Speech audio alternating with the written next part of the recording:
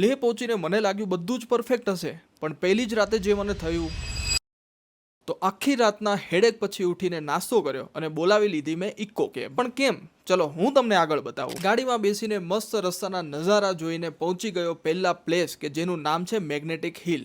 તો દોસ્તો આ છે મેગ્નેટિક ફિલ્ડ ઓફ લેહ. તો લેહની અંદર જે આવીને જો આ ગાડી અને એમનેમ છે અને ચાલ્યા કરે છે.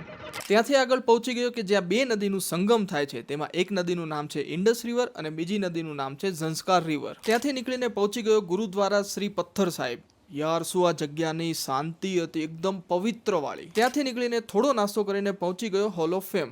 આ જગ્યા પર આપણી આર્મીની બધી જ હિસ્ટ્રી છે તથા આખા લદ્દાખની તમને ડિટેલ્સ અહીંયા મળી જશે. અહીંયાના મસ્ત કેફેમાં મેગી ખાઈને પહોંચી ગયો લેહ પેલેસ પર. દોસ્તો અત્યારે આપણે આવી ગયા છીએ લેહના રાજાના કિલ્લાની અંદર, લેહ પેલેસમાં.